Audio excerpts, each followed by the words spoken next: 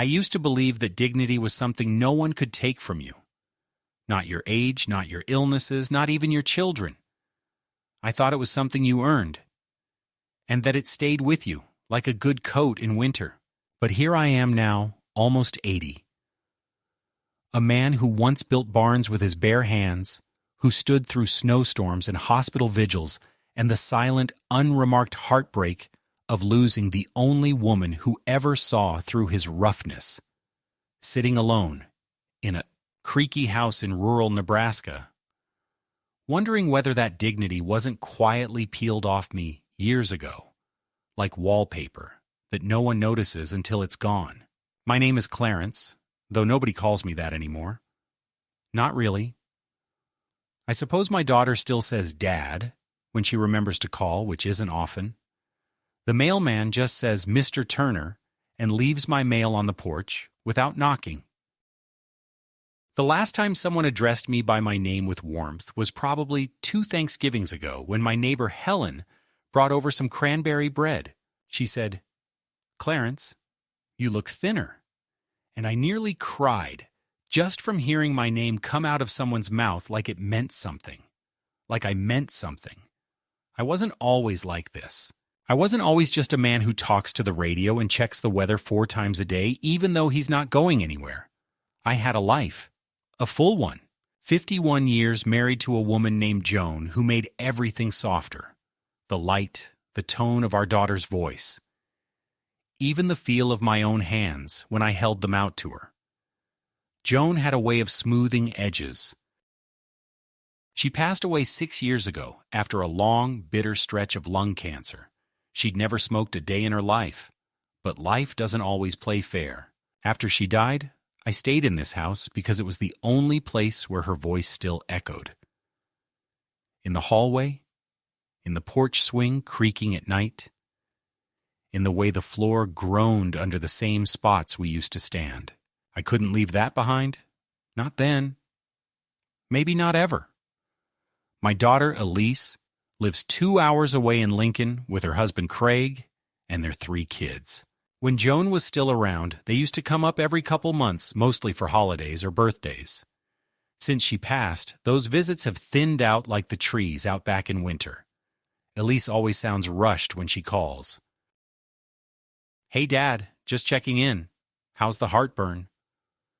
As if my entire existence has been reduced to a list of medications and bodily failures.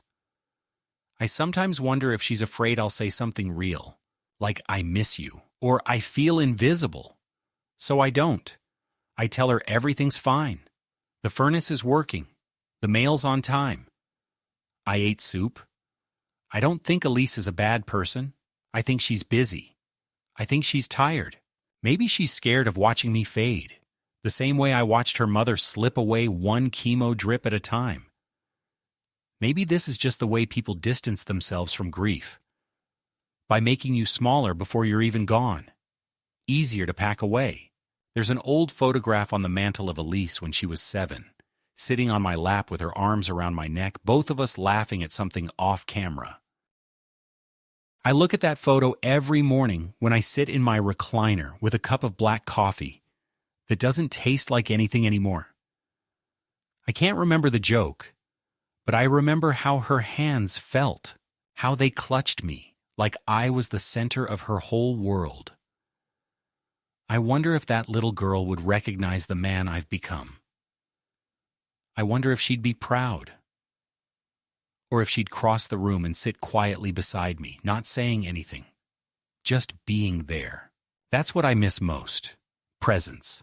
Not help, not conversation, just the weight of someone else in the room, sharing the air. My days are mostly rituals now. I wake up at 6:30, out of habit more than need. I brush my teeth, shave, even though there's no one to see me. I make oatmeal and leave half of it uneaten. I water the same dying fern in the kitchen that Joan brought home from a church sale 15 years ago. I check the locks on the doors, even though crime hasn't touched this street since 1994 when someone stole a mailbox down the block. I sit in my recliner and listen to the ticking of the clock like it's trying to remind me of something. Sometimes I nap. Sometimes I pretend to nap because it's easier than facing the thoughts that come when I'm fully awake. Once a week, a nurse named Carla comes by to check my blood pressure and make sure I haven't fallen in the bathtub.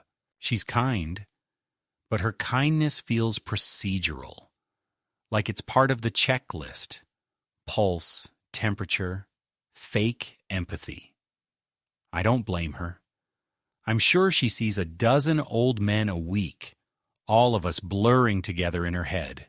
She always says, "You're looking good today, Clarence." And I nod, but inside I think, you wouldn't say that if you looked closer. Every now and then, I drive into town to buy groceries I don't really need just so I can stand in line and talk to the cashier. There's a boy named Kevin at the checkout who calls me sir and asks about my truck. That truck is the last thing I've got that still makes me feel like I exist. It's a beat-up '98 Ford with rust on the undercarriage and a heater that only works if you bang the dashboard twice. But it listens when I turn the key. It doesn't forget me. That's more than I can say for most people. I don't tell Elise about these little drives. She'd panic and start talking about assisted living. I know what's coming. I've read between the lines of her emails, the ones that say things like, "Have you ever considered downsizing?" Or, "Craig's mom moved into a wonderful facility with meal service and transportation," as if I'm already packing, as if the choice is made, as if I'm not still here, still lucid, still capable of deciding what walls I want to die between.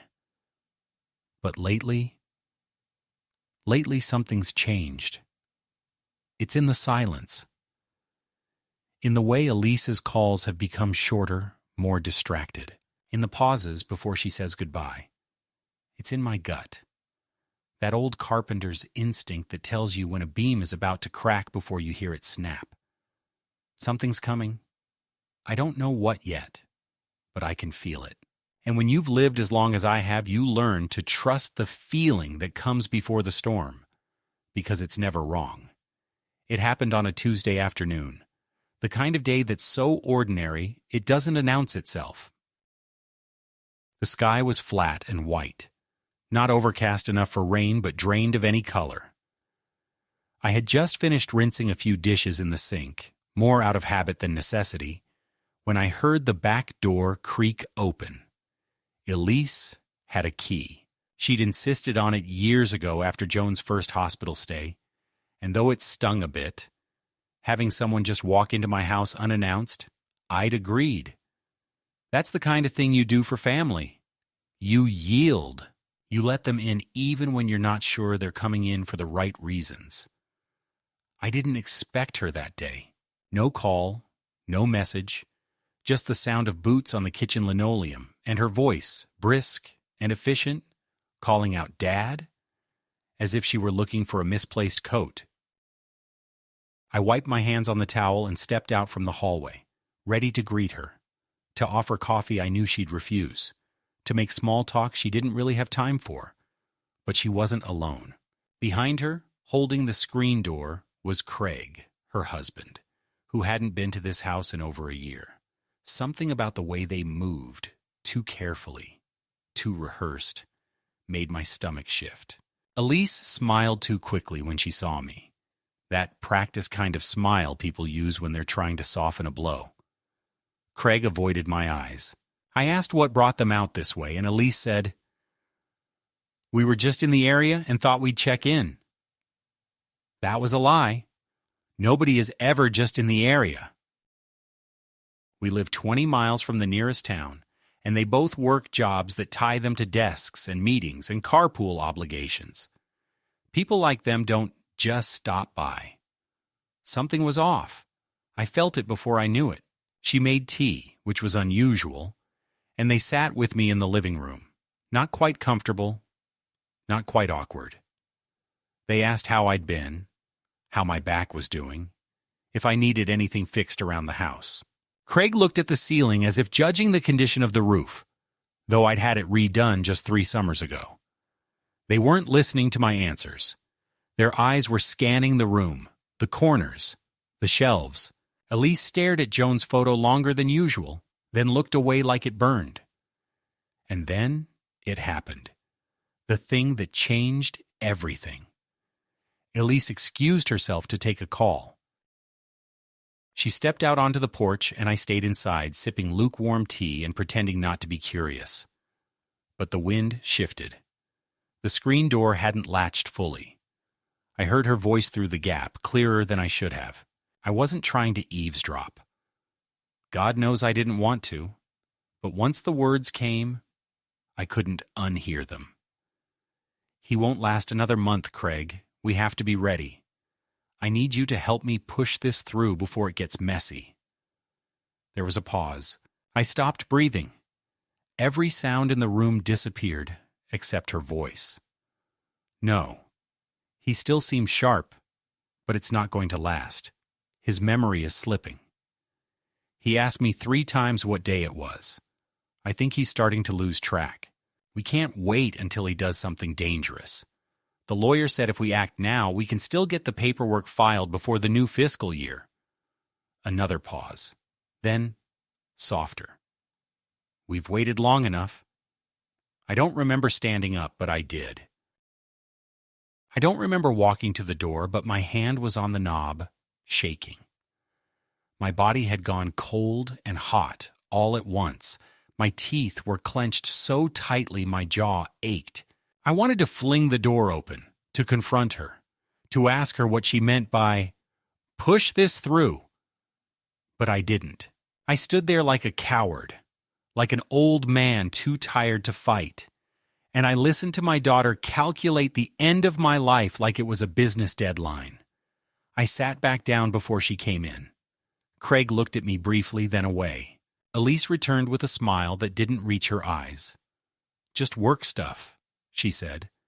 "People can't seem to function without me." I nodded, not trusting my voice. She touched my arm and asked if I'd thought about doing a power of attorney, just in case. "Just in case what, Elise? In case I drop dead before you can liquidate what's left of my life?" I told her I'd think about it. She said, "No rush, but it really would be helpful. You know, to have everything in place." They left an hour later. She kissed my cheek, and Craig offered to swing by next week and check the gutters. I nodded again, still playing the fool, still the accommodating old man who just needed a little help. The second the truck pulled out of the driveway, I sat in my chair and stared at the wall. I didn't cry. Not right away. It took a while for the disbelief to burn through the shock.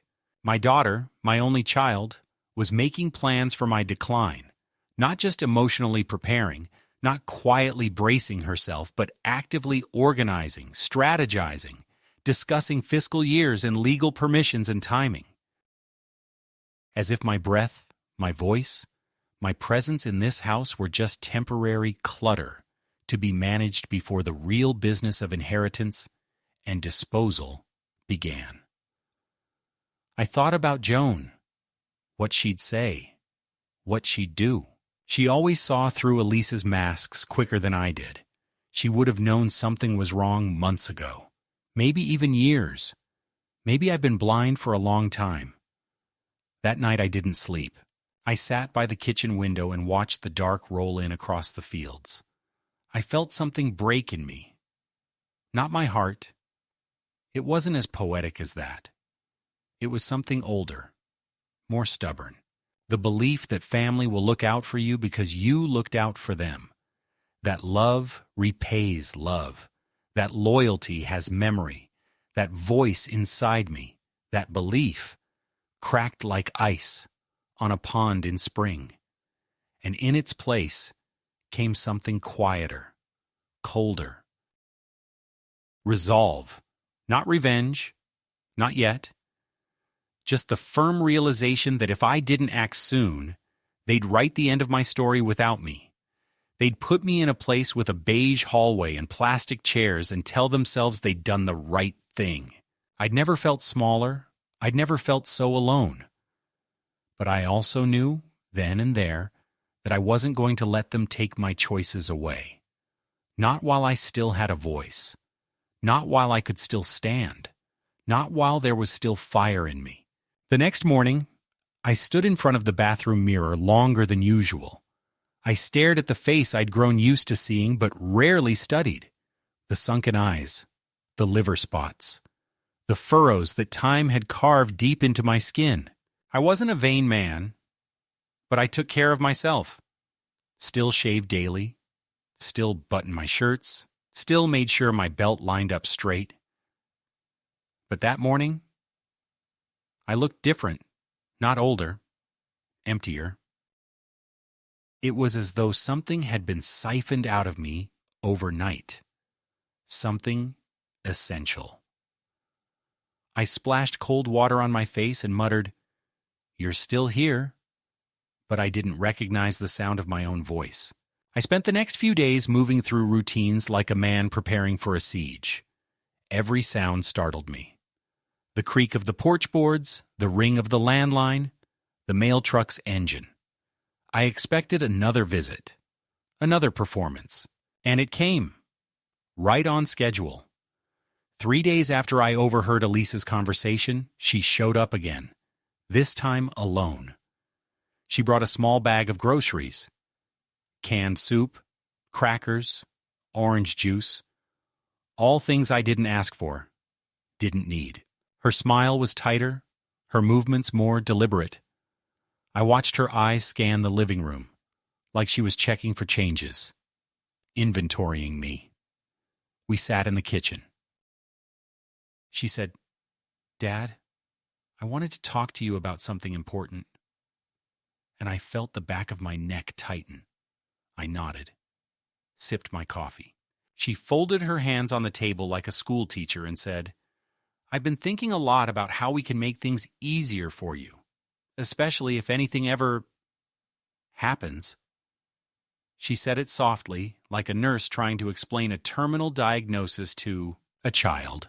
I didn't interrupt. She continued, explaining that it was time to consider next steps, that she and Craig had looked into some things, that they'd found a legal service that could help me transition financial authority in case I ever became unable to make decisions. She was choosing her words carefully, but the meaning wasn't lost on me. They wanted control. They wanted to preemptively occupy my life before I had the chance to defend it. I looked her in the eyes and said, "You think I'm losing it, don't you?" She blinked. "No, Dad. It's not about that. It's just that things can change fast. And it's good to be prepared." Prepared for what? My death? My collapse?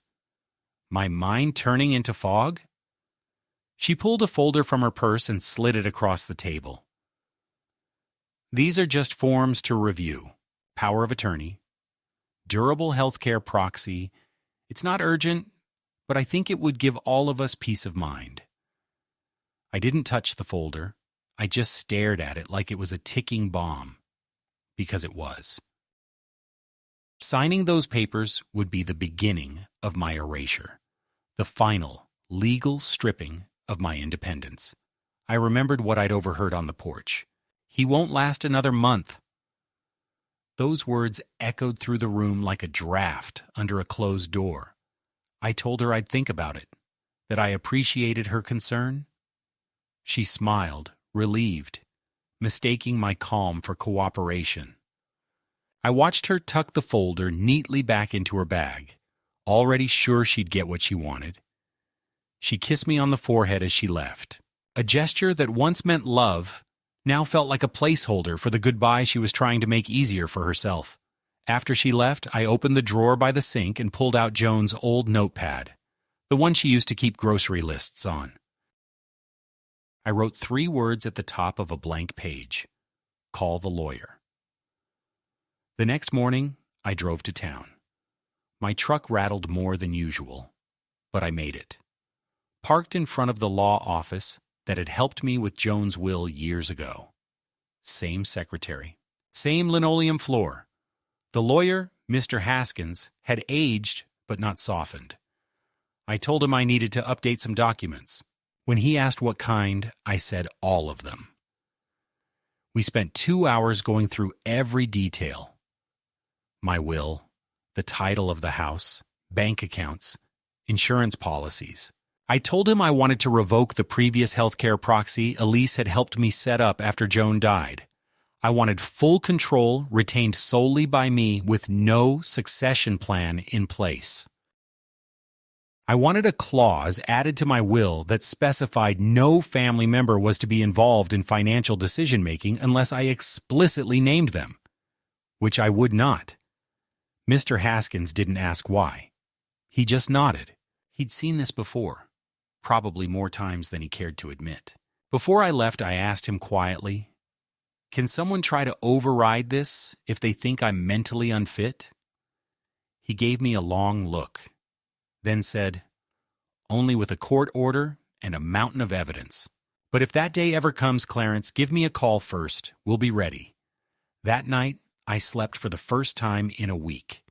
Not soundly, but enough to feel the weight shift a little off my chest. I hadn't stopped the train, but I'd switched the tracks. For now. Elise called 2 days later. "Did you have a chance to look over the papers?" I told her I was still thinking. She said, "No pressure, but sooner is better." I told her I understood. We said goodbye. But this time I didn't say love you at the end. I wasn't sure I still did. I began noticing small changes after that. She'd send me texts in the middle of the day asking what I'd eaten, whether I'd taken my meds. Once, she called to remind me to put the trash out even though pickup wasn't for another 2 days. It was subtle, but it wasn't kindness. It was surveillance. I knew it now. I saw it clearly. The slow erosion of independence masked as concern. Craig showed up unannounced the following weekend. He claimed to be in the area again and asked if I needed anything fixed. I told him the house was fine. He lingered, looked at the boiler, asked about my sleep. I said I slept like a rock. He smiled, but there was something behind his eyes. Frustration, maybe. Like a man whose plan wasn't going quite fast enough. A week later, I got a call from a woman named Janet. She said she was from the Elder Support Network in Lincoln, and that Elise had reached out about long-term housing options for me. I sat very still. I asked Janet how far along those conversations had gone. She said Elise had asked for brochures and pricing. I thanked her and hung up. My hand was shaking, but not from fear. From fury. They weren't even waiting for me to lose it.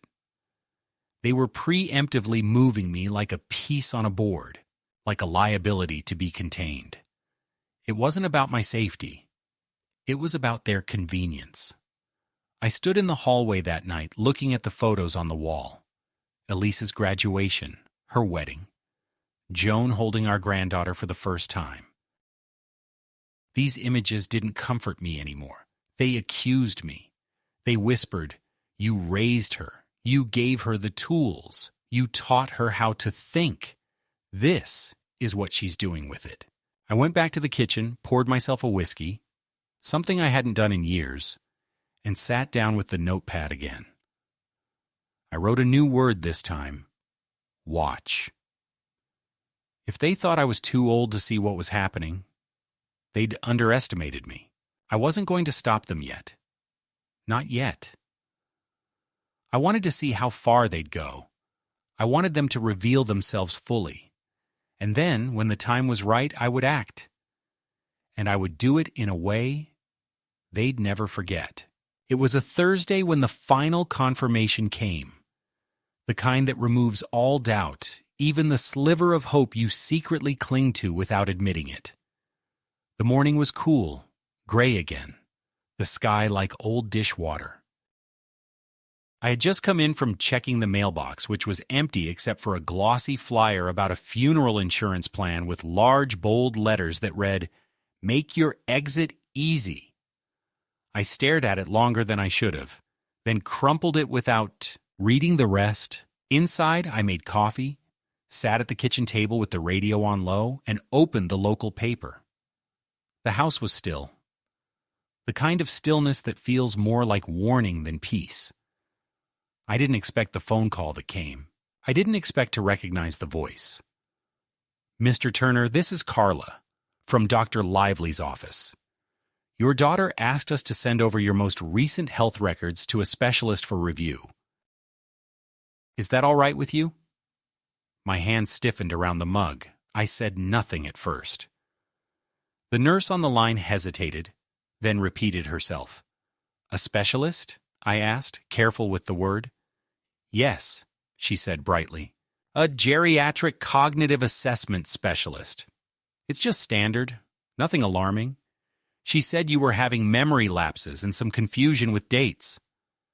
I sat very still. "Did she give examples?" I asked. "She mentioned you forgot where your keys were a few times and once repeated a story twice in the same day." I closed my eyes. I remembered that story. It was about the time Joan and I got caught in the rain at the county fair. Both of us soaked to the skin, but laughing so hard we couldn't breathe. It wasn't confusion. It was affection. I told it twice because I wanted to feel her close again. I told the nurse I didn't authorize any specialist. I told her I was rescinding all outside medical sharing unless I signed for it myself. She stammered an apology and said she'd make a note in the file. I hung up before she could say anything else. That was the moment. The moment something shifted from suspicion to certainty. Elise wasn't just circling. She had begun her descent. Quietly, politely, under the guise of care. She was building a case. One paper at a time, one anecdote at a time, one gentle distortion at a time. And I understood then that she wasn't just hoping to prepare for the future. She was trying to manufacture it. I stood at the sink, the coffee untouched, and felt something rise in me. Not panic, not sorrow, but the steel edge of anger that comes when betrayal isn't a sudden strike, but a slow, steady hollowing out. They were setting the stage. They wanted a diagnosis, not because it would help me, but because it would clear the legal path for what they had already decided.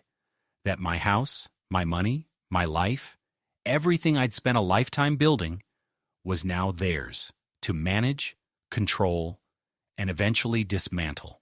I needed to know how far they'd go. And to do that, I needed to give them room. So I made a decision. I began to play the role they had already cast me in. I started leaving things slightly out of place, left the oven mitt in the freezer, misplaced a few bills, called Carla, and asked her to bring me the same medication twice, knowing she'd report it. When Elise called, I paused between words a little too long, pretended to forget the name of a neighbor. She began speaking slower, like I was hard of hearing. I let her. A week later, she came by again with Craig. They brought store-brand lasagna and a bottle of low-sodium juice. We sat in the living room while Craig checked the water heater in the basement, uninvited. Elise sat beside me and asked how I'd been sleeping. "Pretty well," I said. "Malvor. Though sometimes I wake up and think it's 1987 again."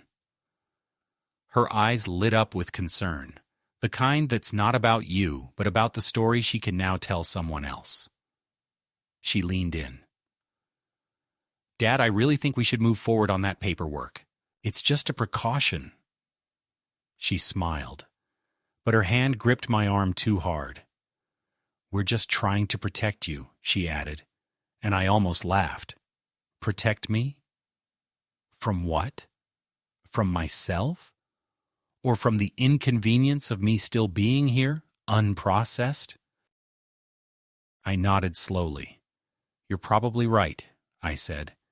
"Bring whatever you need next time." Her relief was visible. She exhaled, leaned back, and said, "Good. I'll schedule the notary."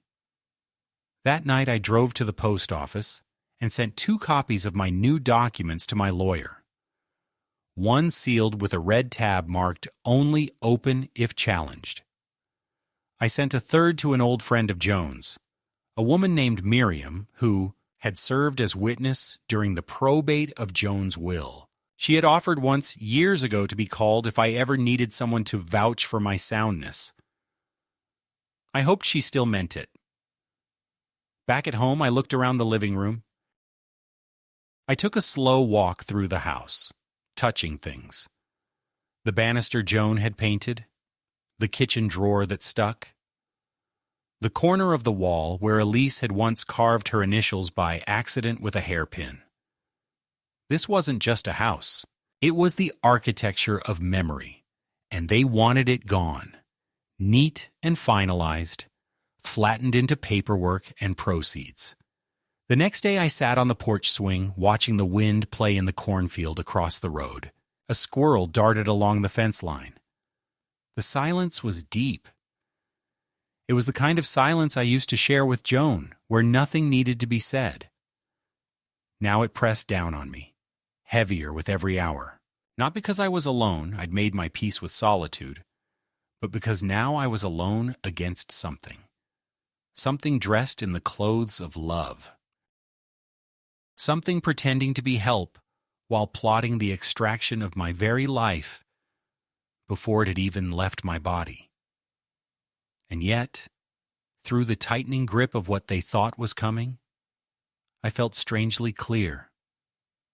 They had shown their hand. They had revealed the story they were trying to write. But they had forgotten one thing. I still held the pen. I wasn't going to sign a damn thing. A week later, Elise arrived with a different tone in her voice.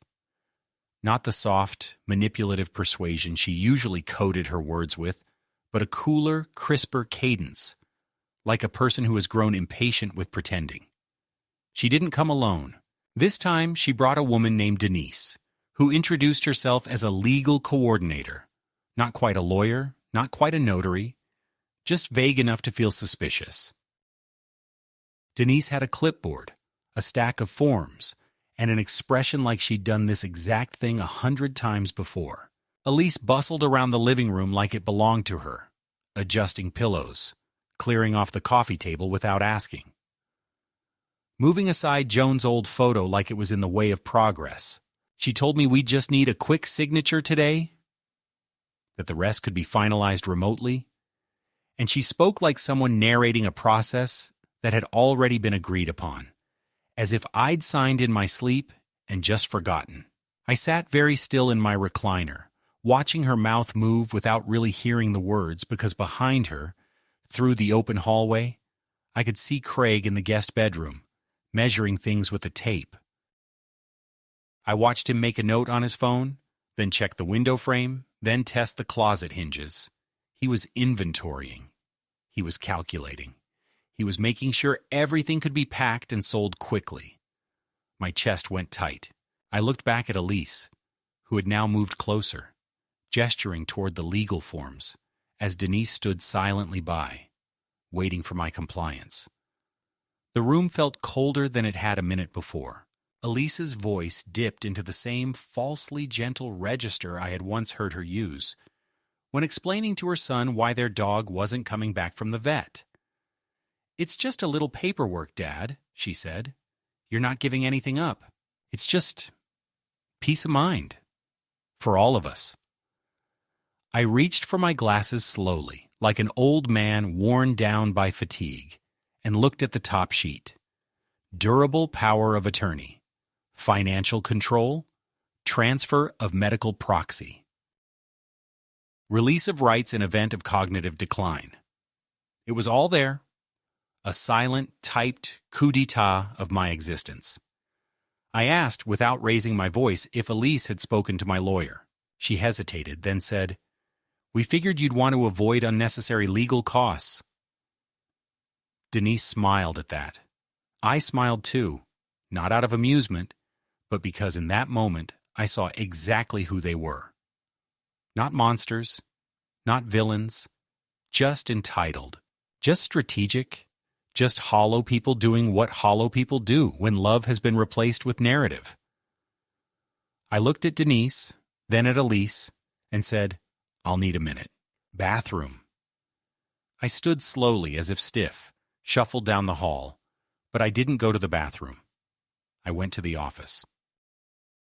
I opened the top drawer of Joan's old desk, pulled out the small voice recorder I'd purchased 2 weeks earlier at the drugstore, and slid it into the pocket of my cardigan. I returned to the living room and sat down.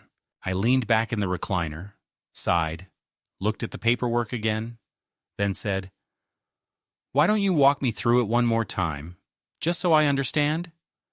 Elise brightened. She thought she'd won. Denise nodded and began explaining. I let them talk for 22 uninterrupted minutes, recording every word, every veiled justification, every mention of how the house would be better managed in our name, and how accessing your retirement fund now could help us avoid probate, complications later. Craig came back in halfway through and added, "We're just trying to take the burden off you, Clarence." He used my first name like a bank officer. When they finished, I stood again, said I was feeling tired, and walked them to the door. Elise kissed me on the cheek with a strange finality. Denise smiled thinly. Craig shook my hand like a man who had just bought a used car. That night, I transferred the audio file to a USB drive and locked it in the back of my safe with my updated will. Then I made 2 copies and mailed them, one to my lawyer, one to Miriam. The next day I called Carla, my nurse, and asked her casually if she'd received any new instructions from my daughter. She paused, then admitted Elise had requested a daily health check, citing early signs of Alzheimer's. I thanked her, hung up, then unplugged the landline. Over the next few days, things escalated fast. I got a letter from a memory clinic in Lincoln, requesting that I confirm my appointment for a baseline cognitive evaluation. There had been no consultation, no consent. I called the number, canceled it, and asked them to remove my name from their records. They said they'd need family approval. I said they'd need a court order. I hung up. Then I called my lawyer and gave him a full briefing. He told me to remain calm. He said I had done everything right. He told me not to engage further unless they made a legal move. I agreed, but something inside me itched. I couldn't just sit back and wait, so I gave them what they wanted, or rather, what they thought they wanted. Over the next week, I started making small, visible errors. I poured orange juice into my cereal in front of Elise during a visit. I wore mismatched shoes to the mailbox. I left my keys in the fridge. All intentional, all rehearsed. Each time I watched her eyes widen just a little, watched her note something mentally. Craig even started taking photos of the house. The mail piling up, the dishes not done. None of it accidental. I gave them a show. I played the role they were dying for me to collapse into, and then I sat quietly and watched as they built their case on it. But what they didn't know was that every performance was documented. Every action filmed with a small, hidden camera installed in the mantel clock. Every conversation recorded by a second device in the bookshelf. All time-stamped, all dated, all narrated in the margins of my notebook each night. And while they were building a case for my decline, I was building a case for their deception. Then came the final insult. I received a letter. Not from Elise, not from Craig, but from an elder care attorney representing concerned family members, petitioning for guardianship rights. They were trying to take full legal control. It was official now. No more pretending. No more veiled concern. They were making their move. I didn't cry. I didn't scream. I called my lawyer. We met the next morning and assembled the full file. The documents, the recordings, the testimony, everything. Then we filed a counter motion, preemptive protection of assets, testimony of sound mental capacity from a neutral physician, and a declaration of familial coercion.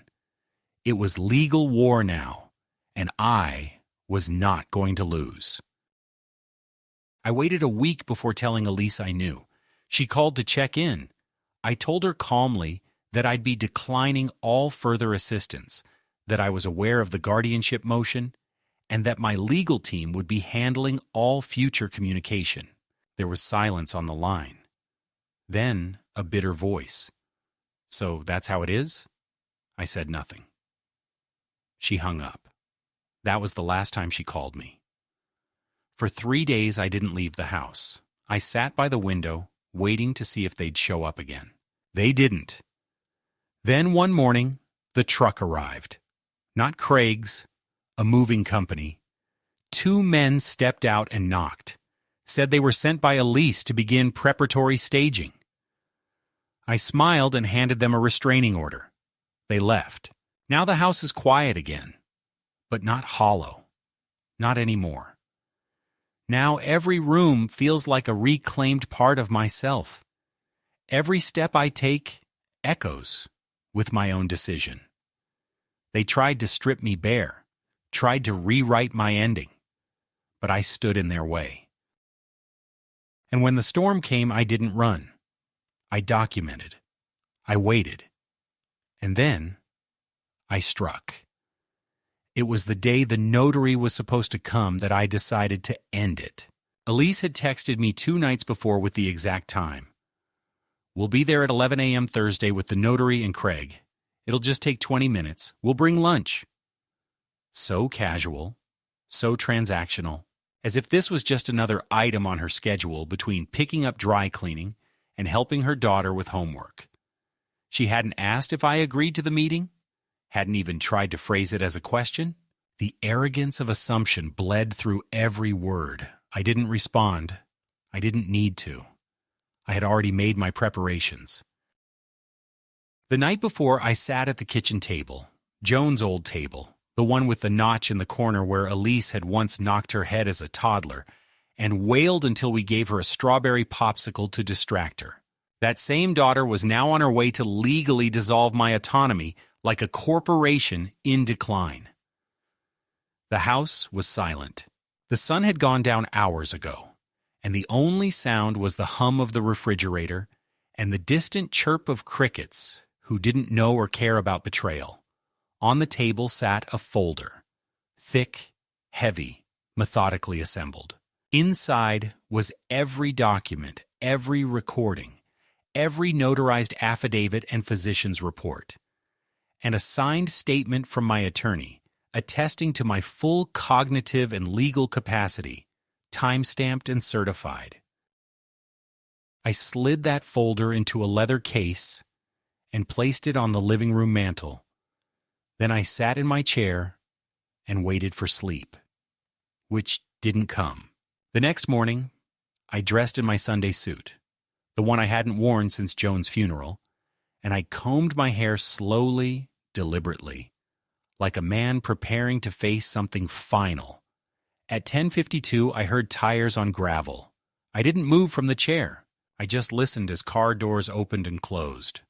Laughter. The sound of Elise's heels on the porch. The notary, a man in a brown jacket and glasses too large for his face, looked startled when I opened the door and said, "Right on time." Craig gave me a tight smile. The kind men give before they attempt something they know might backfire. Elise breezed in like she owned the place, set her purse down on the table, and pulled out a folder. "This shouldn't take long," she said brightly. I nodded and said, "I agree." They all sat. The notary unfolded his paperwork, began to explain the procedure, but I held up my hand. "Before we begin," I said, "I have something for you to review." I stood, walked slowly to the mantel, picked up the leather case, and placed it on the table. Elise frowned. Craig shifted. The notary looked confused. "What's this?" Elise asked. I looked her in the eye. "It's a full account of your actions over the past 3 months," I said, "including recordings, medical testimony, and legal certification of my current mental state." She blinked. The notary paused mid-pen stroke. "What are you talking about?" she said. I sat down and folded my hands. "I know about the appointment you tried to schedule without my consent. I know about the emails to the elder care attorney. I know about the calls to Carla, the attempt to initiate guardianship proceedings, and the unauthorized communication with financial institutions. I have it all documented. She opened her mouth, then closed it. Craig leaned forward. Dad, you're being paranoid, he said. I turned to him. Don't speak. You're not family to me anymore. He went quiet. Elise's voice cracked. We were just trying to help you, she said. You weren't well. You were leaving the stove on, forgetting dates. I cut her off. No, I wasn't. I was testing you. Silence fell like a bomb. Her face went pale. What do you mean? She whispered. I leaned back. I staged everything. Every mistake. Every slip. Every moment of supposed confusion. And you fell for it. You exploited it. You rushed to control, to claim, to confiscate. You didn't check in with love. You checked out with greed. The notary sat frozen, his pen in midair. I don't understand, he said. I turned to him. You don't have to, but you might want to reconsider notarizing anything today, unless you'd like to be part of a coercion complaint. Elise stood up. This is insane, she said. You're sick. You need help. I stood too. No, Elise, you need help. You need to understand that what you've done is not just unethical, it's criminal, and it ends now. I picked up the folder, pulled out a single page, and handed it to the notary. That is a legal notification of revocation of all prior documents with my daughter's name. It has been filed and notarized already. You may keep that copy for your records. He looked at it, then at me, then at her. Elise sank back into her chair. You don't mean this, she said, her voice small. You're angry, but you'll forgive me. I walked to the window, opened it, and let the air in. Then I turned back to her. You want to know what Joan said to me the night before she died? She didn't answer. She said, don't let them turn you into a shell of yourself. Keep your dignity. That's what makes you Clarence. I looked down at my shoes. And I didn't understand it then, but I do now. Elise stood. So that's it? You're cutting me out? I met her eyes. You already cut yourself out. I'm just signing the paperwork. Craig opened his mouth again, but Elise grabbed his arm. Let's go, she said. And for the first time in a long time, I saw something in her face I hadn't seen before. Not anger, not guilt, fear. Not fear of me, fear of herself, of what she'd become. They left. The door shut. The house was quiet. And for the first time in months, I exhaled. The days after were quieter than I expected, not just in the house, but inside myself. I didn't feel triumphant. There was no victory lap, no swelling music in the background. Just a silence that felt more honest than anything I'd heard in months. I watched the sun move across the kitchen tiles like I used to watch Joan braid her hair in the morning, with patience, reverence, and a strange sense of loss for something that was still right in front of me. Elise didn't call. Craig didn't text. The lawyer confirmed they hadn't contested the revocation. It was over. Not just the legal skirmish, but the relationship as I knew it. Something had broken that could not be glued back with apologies or well-rehearsed guilt. I didn't tell anyone, not even Miriam. I didn't need comfort. I needed air. I opened the windows of the house and let in the late autumn chill. The wind moved through the rooms like a guest, clearing out the last traces of performance, manipulation, and fear. I walked from room to room and touched things slowly. Not with grief this time, but with ownership. Real ownership. Not of property, but of self. I was no longer being watched, no longer being assessed, judged, or diagrammed into future estate allocations. I was simply a man again. An old man, yes, but whole. 3 weeks later, I packed a single suitcase and drove myself to a small cabin 3 counties over that I used to rent with Joan during pheasant season. It was musty, untouched, a little crooked in the doorframe, but it felt like memory instead of strategy. I spent 3 days there, reading the same old Western novels I used to mock but secretly loved. I drank tea. I fed birds. I made peace with the fact that I had a daughter, but I didn't have a family anymore. And maybe, just maybe, that was safer. You don't get ambushed by people who are already honest about their absence. When I came home, I found a single envelope on the porch. No postage, just my name in Elise's handwriting. I opened it slowly. Inside was a letter, 2 pages long. She wrote that she never intended harm, that she was only trying to protect me from the inevitable, that she didn't know how to deal with the slow erosion of a parent, and that maybe she'd panicked. She didn't apologize. Not truly. She asked if I would reconsider talking. She signed it, "Love always." But I didn't feel love in those words. I felt calculation trying to cloak itself in remorse. And more than that, I felt tired. I placed the letter in Joan's recipe box and didn't respond. Some things don't need confrontation. Some things only need to be outlived. Now the house is cleaner. I've moved some furniture around. I've given away things I no longer need and brought down old photographs I hadn't looked at in years. The photo of Elise as a child remains, but it faces the wall now. I don't hate her. I don't think I ever will. But I no longer confuse biology with loyalty, and that's a clarity I wish I'd had years earlier. I speak more now, not to people, but to the walls, the wind, to Joan. I tell her what happened. I ask if she knew it would turn out like this. I imagine her shaking her head, not in shock, but in sadness.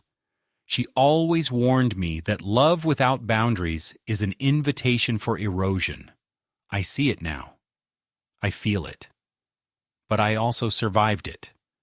And I still have my name, my story, my voice. No one will write my ending for me.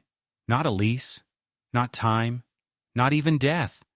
When I go, and yes, it will be soon enough, I will go as Clarence Turner. Not as someone's burden, not as someone's bank account, not as a man pre-signed into silence.